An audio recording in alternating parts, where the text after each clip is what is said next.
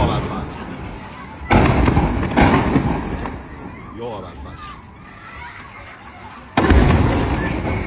بندر عباس یا فاز دوباره جنگ شد.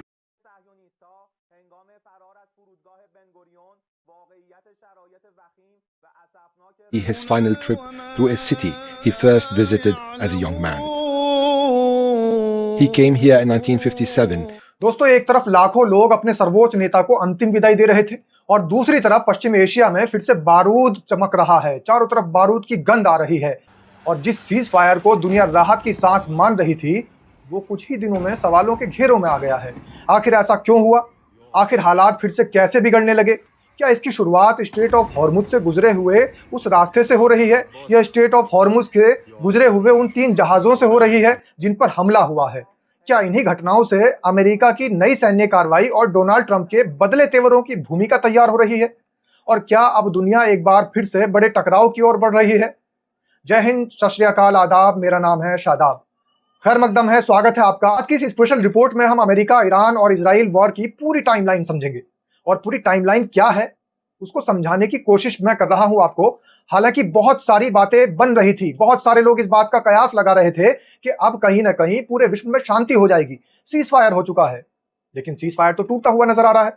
पिछले कुछ दिनों में एक तरफ ईरान में शोक और अंतिम विदाई का माहौल था तो दूसरी तरफ क्षेत्र में तनाव लगातार बढ़ रहा था। लेकिन कहानी वहीं खत्म नहीं हुई। असल मोड़ जब आया जब स्ट्रेट ऑफ हॉर्मुज के आसपास लगातार तेल टैंकरों पर हमलों की खबरें आने लगी और हमलों की जब खबरें सामने आने लगी तब अंतर्राष्ट्रीय रिपोर्टों के मुताबिक हाल ही के दिनों में कई वाणिज्यिक जहाज, जो व्यावसायिक जहाज थे, वो प्रभावित होने लगे, जिसके बाद कई तेल और गैस टैंकरों ने अपना रास्ता बदल दिया या वापस लौटने का फैसला कर लिया। इसके बाद तेल बाजार, वैश्विक शिपिंग और महाशक्तियों की राजनीति, तीनों की दिशा दशा बदलती दिखाई दी। आखिर इन तीनों की जो दशा बदली है वो पूरा मामला क्या है, ये पूरी कहानी क्या है? इस पूरी कहानी को अच्छे से समझते हैं क्योंकि सवाल बेहद खड़े हो रहे हैं। मामला पूरा बदल चुका है और पहले सवाल कुछ और थे, अब मोड़ कुछ और ले चुके हैं। अब सवाल जो उठ रहे हैं वो कुछ अलग हैं। हालांकि पहले ये बातें कही जा रही थी कि अब तो चारों तरफ शांति फैल जाएगी, लेकिन शांति तो फैलती नजर नहीं आ रही है। एक तरफ जहां ईरान के सुप्रीम लीडर आयतुल्लाह खामनेई की अंतिम विदाई का कार्यक्रम चल रहा है, अंतिम विदाई देने के लिए उनको तमाम डेलीगेशन वहां पर पहुंच चुके हैं। दुनिया भर के 100 देशों से ज्यादा के लोग वहां पर इकट्ठे हो चुके हैं।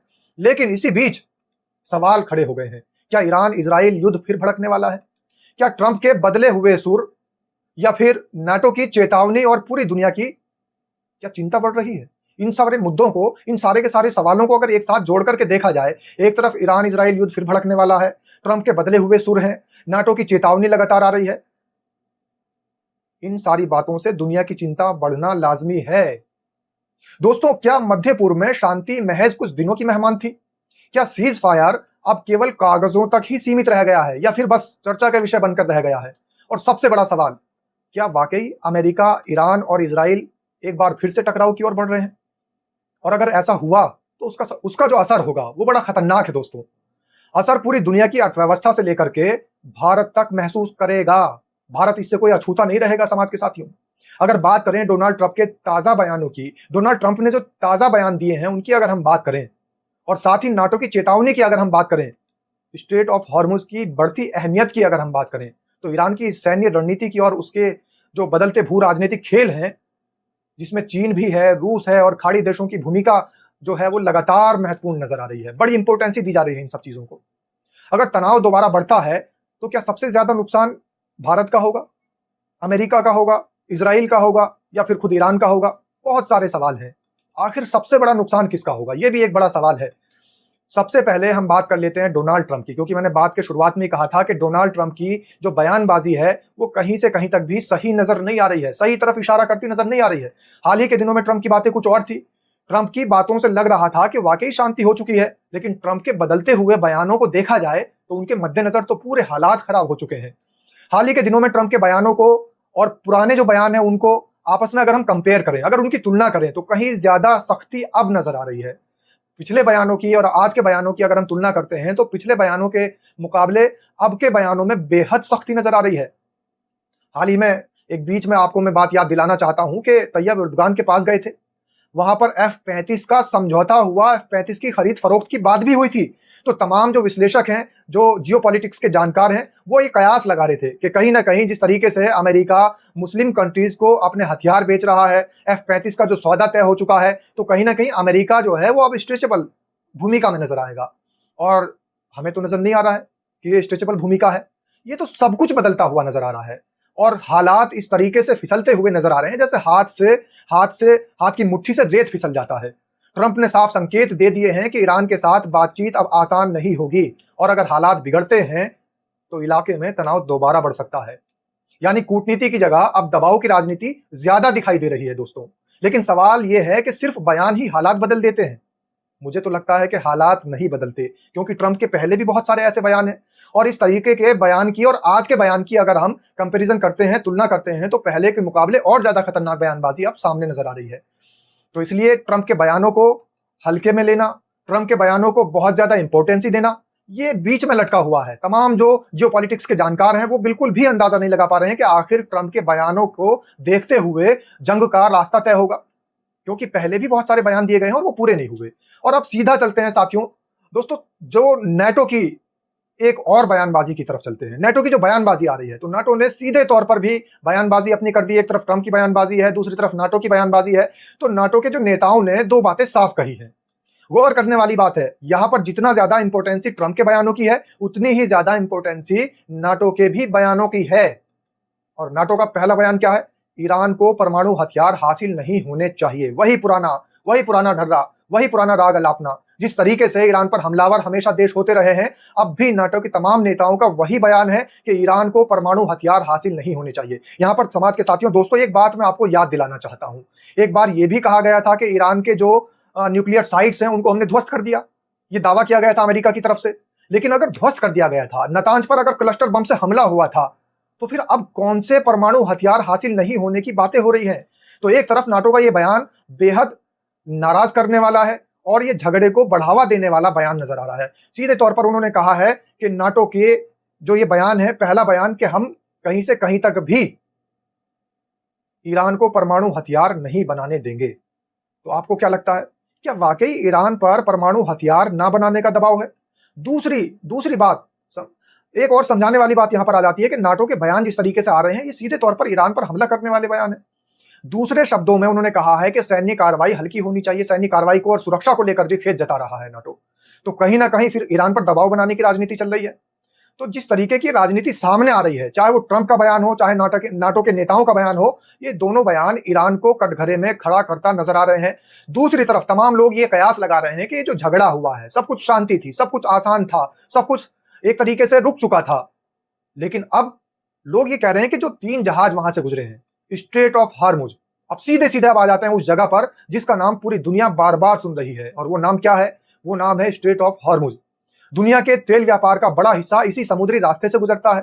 अगर यहां तनाव बढ़ता है तो सिर्फ मिसाइलें ही नहीं चलती हैं, तेल की कीमतें भी बढ़ती हैं, शेयर बाजार हिल जाते हैं, शिपिंग महंगी हो जाती है और असर भारत जैसे देशों तक पहुंचता है।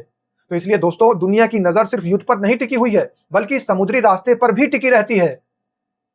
तो इसलिए स्ट्रेट ऑफ हार्मुज का जिक्र ना हो, यह बेईमानी होगी। और हालांकि मैं खुद जो समझ रहा हूं कि अभी जिस तरीके से ईरान के सुप्रीम लीडर, जो पूर्व सुप्रीम लीडर हैं आयतुल्लाह खामनेई, उनकी अंतिम विदाई का कार्यक्रम चल रहा है, उसके बीच अचानक से युद्ध भड़कता नजर आ रहा है।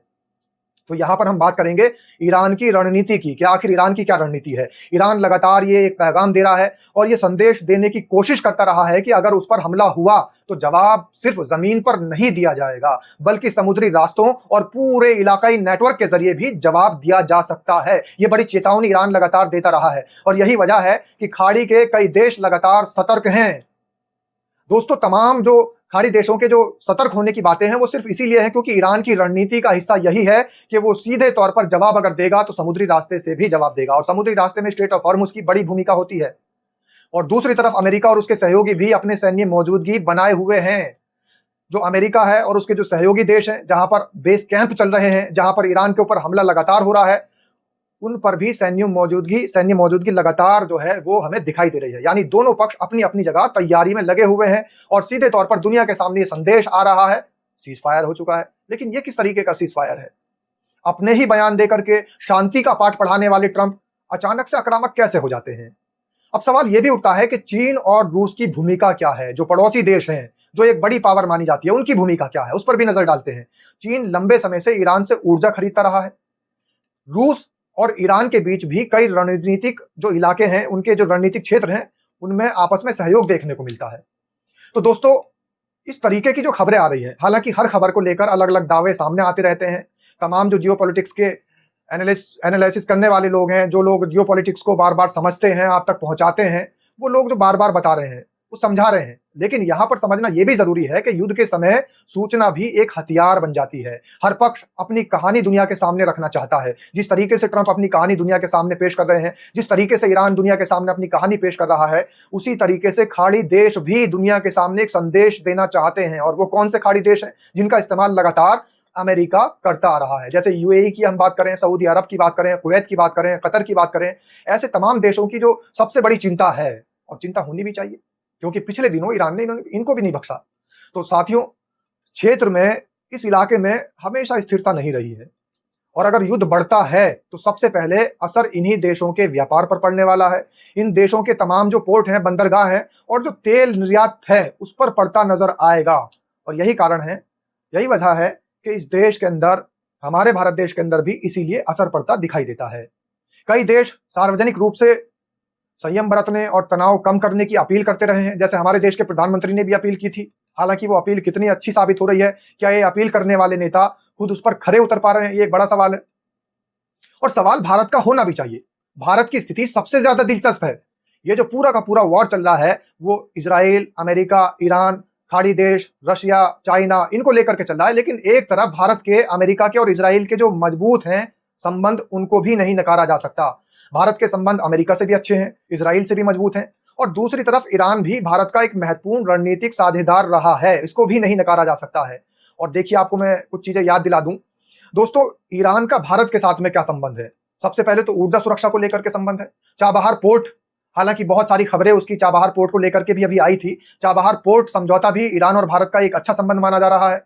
और पश्चिम एशिया में भारतीय नागरिकों की सुरक्षा को लेकर भी सबसे बड़े सवाल उठने शुरू हो जाते हैं। ईरान से अगर भारत का रिश्ता अच्छा है, तो समझ लीजिए पश्चिम एशिया में भारत के नागरिकों की सुरक्षा को लेकर के भी महत्वपूर्ण भूमिका नजर आती है दोनों के संबंधों के बीच। तो इन सबको देखते हुए भारत हमेशा संतुलित, एक बैलेंसिंग कूटनीतिक अपनाने के लिए कोशिश करता रहता है। और यही वजह है कि भारत आमतौर पर शांति, संवाद और कूटनीतिक समाधान पर जोर देता आ रहा है। और दोस्तों, अब एक सवाल है, और सबसे बड़ा सवाल है, क्या युद्ध दोबारा शुरू होगा? तो इसका जवाब फिलहाल किसी के पास नहीं है। लेकिन इतना जरूर कहा जा सकता है कि हालात अभी पूरे तरह से कह लीजिए, या पूरे तरीके से सामान्य बिल्कुल नहीं है। बयान लगातार आ रहे हैं, सैन्य गतिविधियां जारी हैं, और दुनिया का हर बड़ा देश इस स्थिति पर नजर बनाए हुए है। हालांकि बहुत सारी बातें हो रही थी कि युद्ध रुक जाएगा, लेकिन युद्ध तो भड़कता नजर आ रहा है। मध्य पूर्व का हर संकट सिर्फ उस क्षेत्र तक सीमित नहीं रहता है, उसका असर तेल पर भी, व्यापार पर भी, महंगाई पर भी, शेयर बाजार पर भी, और तमाम इंटरनेशनल जो पॉलिटिक्स है उस पर भी पहुंचता है। इसलिए आने वाले दिनों में ट्रंप के बयान, ईरान की प्रतिक्रिया, इजराइल की रणनीति और नाटो की गतिविधियां ये तय करेंगी कि आखिर क्षेत्र में शांति की, ये जो क्षेत्र है शांति की ओर जाएगा, शांति की कोई गुंजाइश है, या फिर एक नए टकराव की ओर ये सारा का सारा मामला बढ़ता नजर आ रहा है। आपको क्या लगता है, क्या बातचीत से समाधान निकलेगा, या दुनिया एक और बड़े संघर्ष की ओर बढ़ रही है? अपनी राय कमेंट में जरूर लिखिएगा साथियों। अगर आपको ये जियोपॉलिटिक्स रिपोर्ट पसंद आई हो तो वीडियो को लाइक कीजिए, शेयर कीजिए और चैनल को सब्सक्राइब करना ना भूलिएगा। मिलते हैं फिर अगली बड़ी रिपोर्ट में, तब तक दीजिए इजाजत। नमस्कार।